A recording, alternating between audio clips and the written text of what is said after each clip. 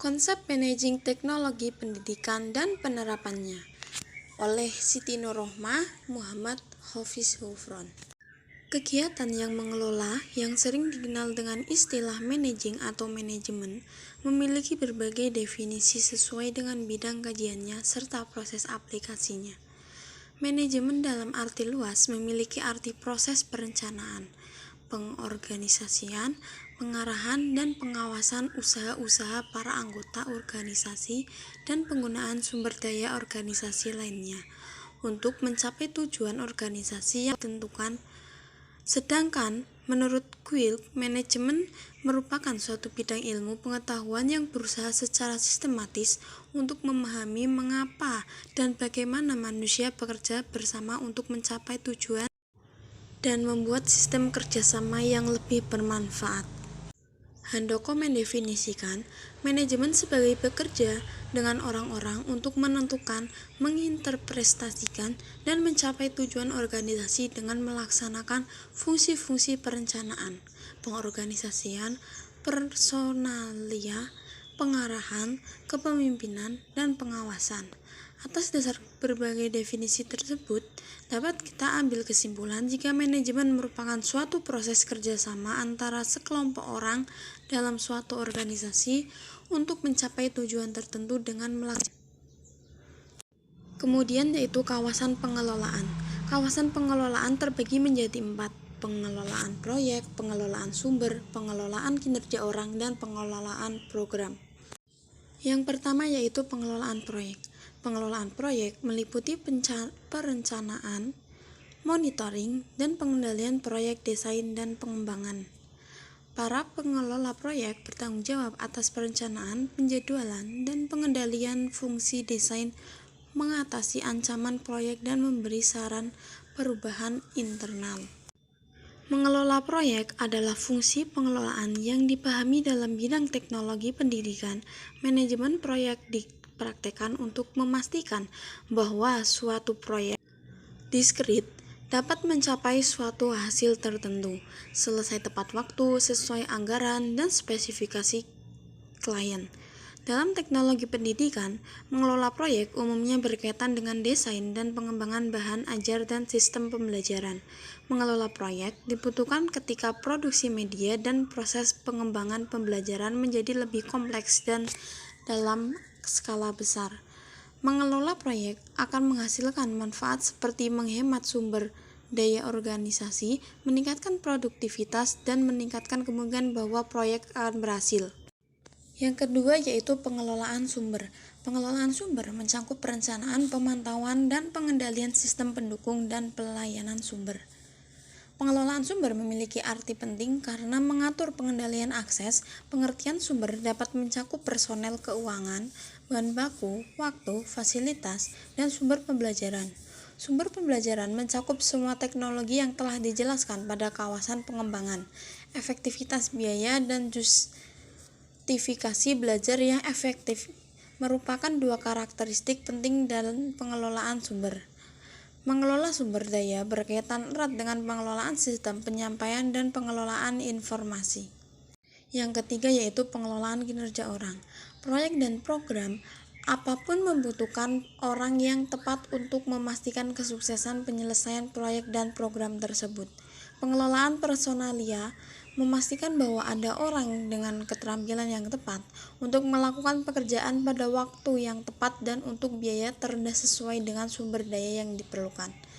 Manajemen efektif akan menghasilkan orang-orang yang bekerja secara efektif. Pengelolaan personalia dan pengelolaan proyek memiliki hubungan yang erat.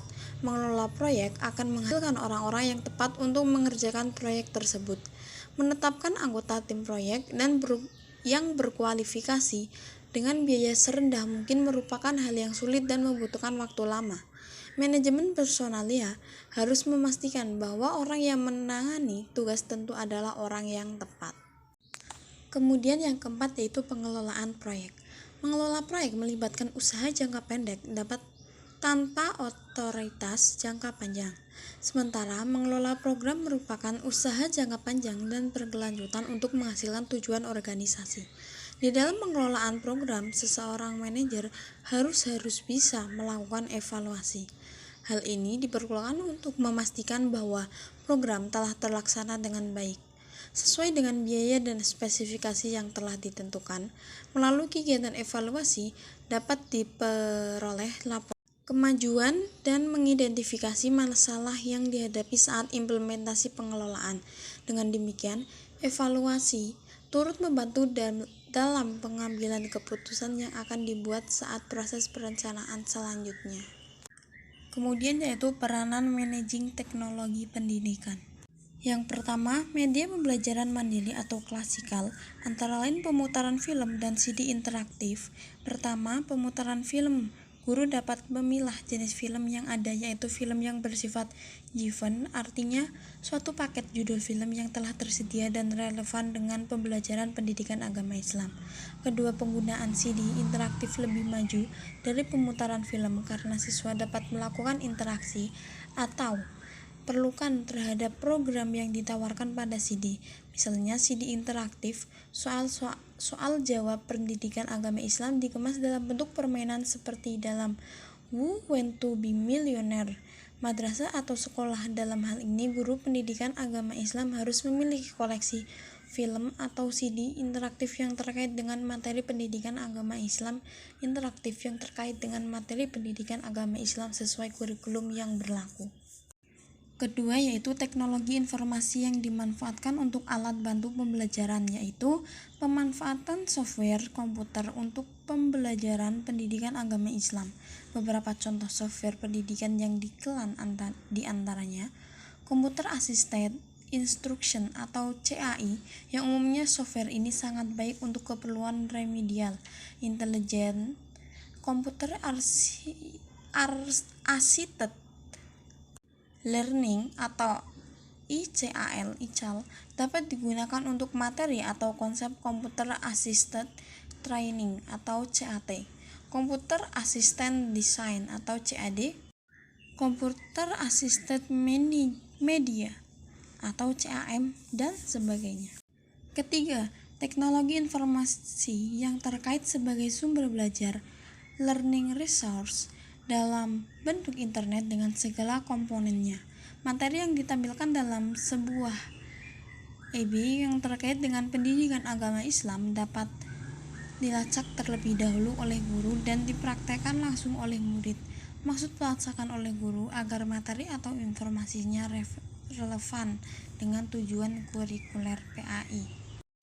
Kesimpulan, teknologi dan pendidikan merupakan dua elemen yang memiliki peranan penting dalam pengembangan dan peningkatan kepribadian seseorang. Penggunaan teknologi atau media dalam proses pembelajaran harus disesuaikan dengan pelajaran yang disampaikan agar hasil yang diperoleh maksimal.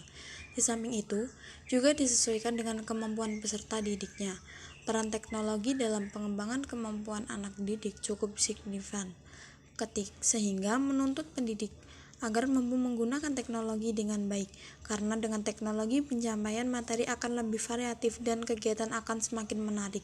Dalam mengembangkan pendidikan agama Islam, perlu memperhatikan kebijakan yang kemudian diterjemahkan ke dalam kegiatan pembelajaran, sehingga kegiatan pembelajaran berjalan sebagaimana yang diamanahkan.